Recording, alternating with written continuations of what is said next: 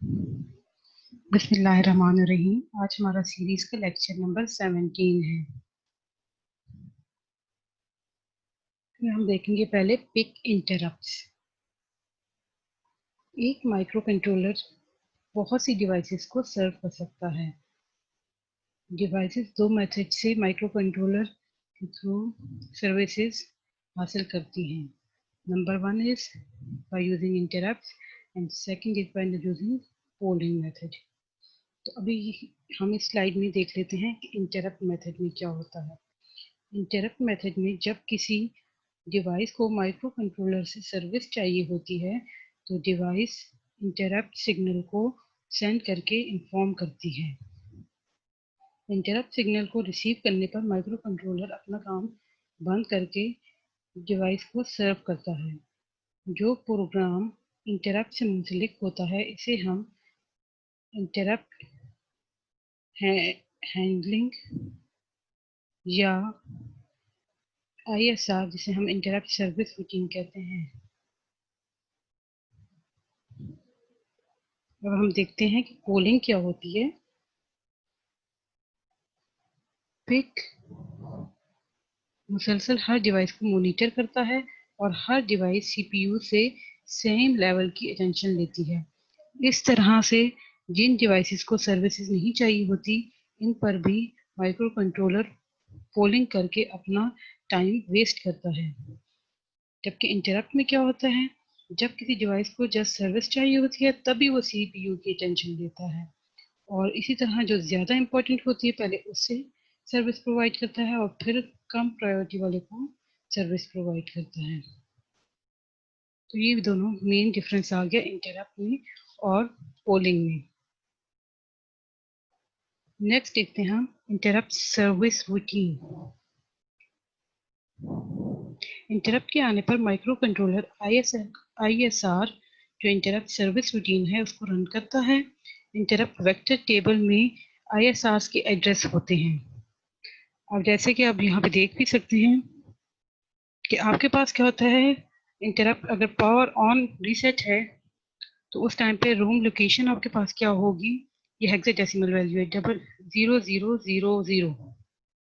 इसी तरह high priority interrupt के लिए क्या हो आपके पास होगा रैम लोकेशन 0008H, मीन्स ये हेक्साडेसिमल वैल्यू है। इस तरह से लो प्रायोरिटी इंटरप्ट के लिए आपके पास एड्रेस क्या होगा या रूम लोकेशन क्या होगी 0018H। Next is steps in executing an interrupt. के इंटरप्ट को एग्जीक्यूट करने के लिए कौन से स्टेप्स चाहिए होते हैं। जब इंटरप्ट एक्टिव होगा तो माइक्रो कंट्रोलर इन स्टेप्स को फॉलो करेगा। ये आपके पास जो 4 स्टेप्स हैं इनको देखते हैं। ये स्टेप्स क्या हैं।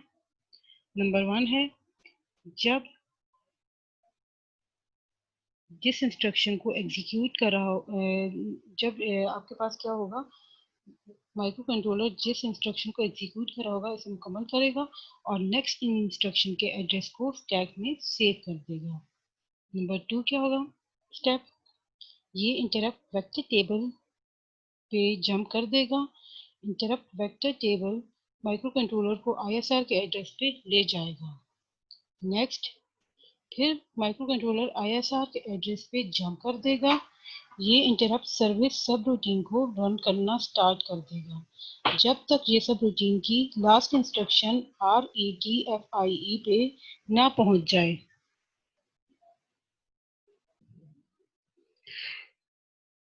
नेक्स्ट, जो इसका फाइनल स्टेप होगा, RTFIE इंस्ट्रक्शन को रन करने के बाद माइक्रो कंट्रोलर वापस इसी जगह पे आ जाएगा जहां पे इंटरप्ट किया गया था।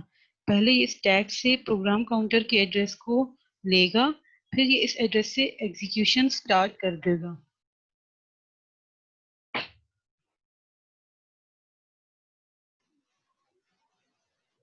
Next is sources of interrupts in PIC18।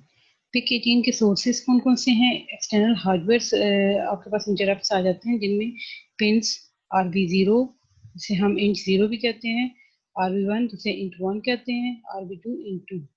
इस तरह timers 0, timer 1, timer 2। Next is enabling and disabling an interrupt.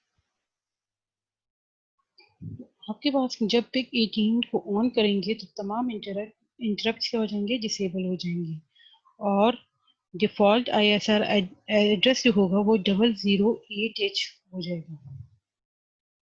ठीक है।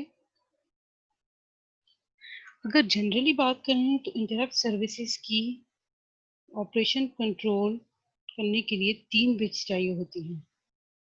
तो वो बिट्स कौन सी हैं? फ्लैग बिट, इनेबल बिट और प्रायोरिटी बिट। देखते हैं ये कौन कौन से हैं। फ्लैग बिट ये बताता है कि इंटरप्ट इवेंट अगर हो चुका है। Next is event enable bit. Enable bit क्या करता है, जब फ्लैग बिट 1 होती है या सेट जिसे कहते हैं हम सेट होती है, तो ये प्रोग्राम को अलाउ करता है कि वो इंटरप्ट वेक्टर एड्रेस पे कम जंप कर जाए। Next is priority bit. Priority bit के नाम से पता चलता है कि ये हाई या लो प्रायोरिटी को चूज करने के लिए होती है। Next is steps in enabling an interrupt. कि इनेबल करने के लिए इंटरप्ट को हमें कौन कौन से स्टेप्स रिक्वायर्ड होंगे। इसमें आप देखें तो इंट कॉन रजिस्टर जो है आपके पास, वहां से इंट कॉन रजिस्टर से ग्लोबल इंटरप्ट इनेबल, जिसे हम GIE कह देते हैं, GIE बिट को 1 कर देंगे। ठीक है। नेक्स्ट स्टेप क्या करेंगे, हम इस इंटरप्ट से IE बिट को फिर 1 कर देंगे। एंड देन अगर इंटरप्ट पेरिफेरल में से कोई एक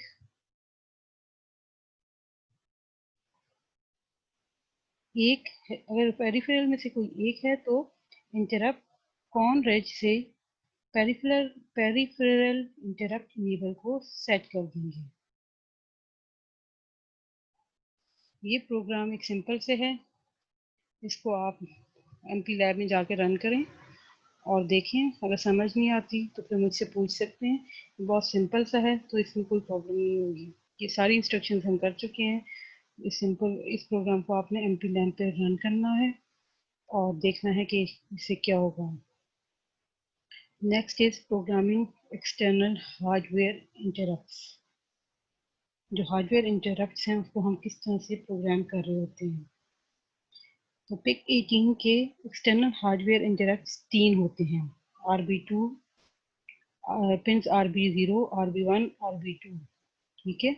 इनको हम int0, int1 और int2 कहते हैं, और ये एक्सटर्नल हार्डवेयर इंटरप्ट के तौर पे यूज होती हैं।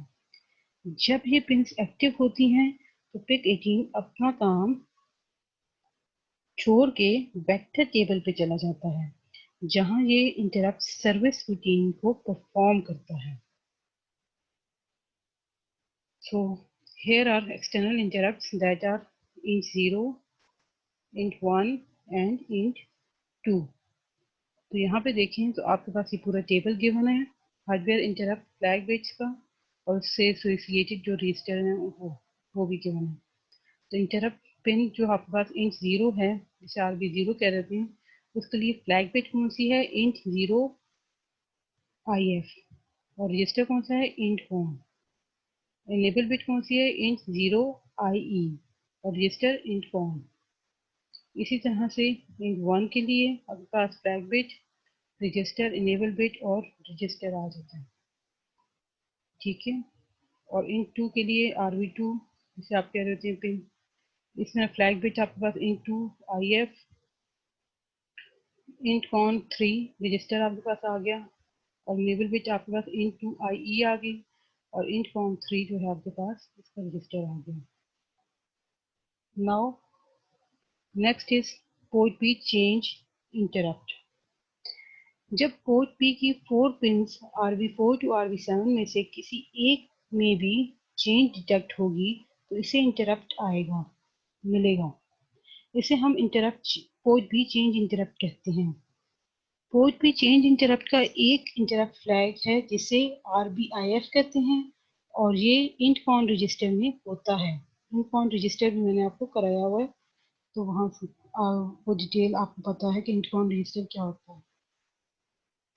पोर्ट भी चेंज इंटरप्ट और इंच 0 to इंच 1 इंटरप्ट्स में मेन डिफरेंसेस कौन से, ये कुछ डिफरेंसेस हैं, ये 3 डिफरेंसेस होते हैं। देखते हैं वो कौन कौन से हैं। नंबर 1 को अगर देखें तो क्या है हमारे पास, हर इंच 0 to इंच 1 टू इंटरप्ट्स की अपनी पिन है और ये इंडिपेंडेंट है, मीन्स ये एक दूसरे पे डिपेंड नहीं कर रही होती। और ये interrupts pins port B0, port B.1 and port B.2 को यूज कर रही होती हैं। Port B change interrupt port B की चारों पिंस RB4 to RB7 को यूज करती हैं और ये सिंगल इंटरप्ट कंसिडर होती हैं। सेकेंड चेंज क्या है इन दोनों में, हर इंच 0 to इंच 2 इंटरप्ट्स का अपना फ्लैग होता है जो दूसरे पे डिपेंड नहीं करता, जबकि पोर्ट बी इंटरप्ट का एक ही फ्लैग होता है। नाउ थर्ड डिफरेंस इज, हर इंच 0 to इंच 2 इंटरप्ट्स को प्रोग्राम किया जा सकता है कि वो पॉजिटिव और नेगेटिव एज पे ट्रिगर करें, जबकि पोर्ट बी चेंज इंटरप्ट में इंटरप्ट तब आएगा जब किसी पिन का स्टेटस हाई टू लो या लो टू हाई होगा।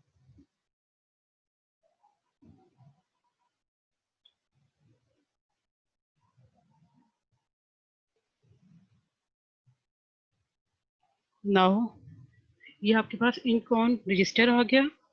इसमें देखें तो आपके पास जो G0 है, ये आपके पास क्या आ गई, RBIF,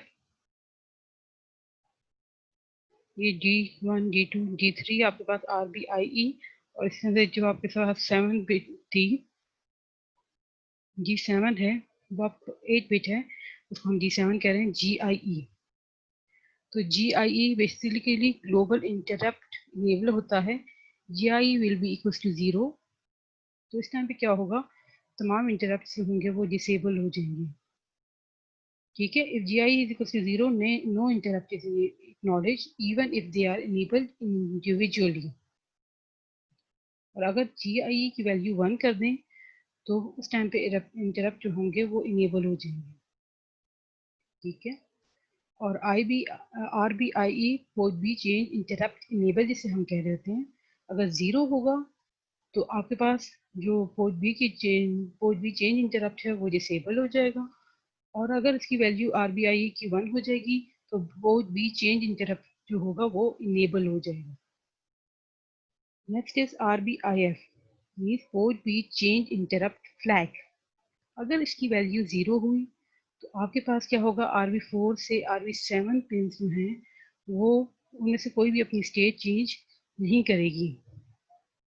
और अगर आपके पास इसकी वैल्यू 1 होगी तो आपके पास एटलीस्ट 1 जो है पिन RB4 से RB7 तक वो अपनी स्टेट क्या करेगी, चेंज कर लेगी। अब ये आपके पास एक एग्जांपल आ गई, इस एग्जांपल को भी एमपी लैब पे रन करें और अगर समझ नहीं आती तो आप पूछ सकते हैं। ठीक है, अगर कोई क्वेश्चन हो इससे रिलेटेड तो आप क्लास में डिस्कस कर सकते हो, हमारे नेक्स्ट लेक्चर में हम इसकी डिस्कशन करेंगे। Thank you. और ये हमारा एंड लेक्चर था पिक माइक्रो कंट्रोलर का। अब इसके बाद हम 8086 माइक्रो प्रोसेसर जो हैं वो हम स्टार्ट करेंगे। तो उसके लिंक आपके पास मैंने पोर्टल पे गिवन है, वहाँ से आप देख सकते हैं। तो आप लोग वहाँ से लेक्चर 1 से स्टार्ट कर लें, वो आपके 8086 के लेक्चर्स हो जाएंगे। Thank you.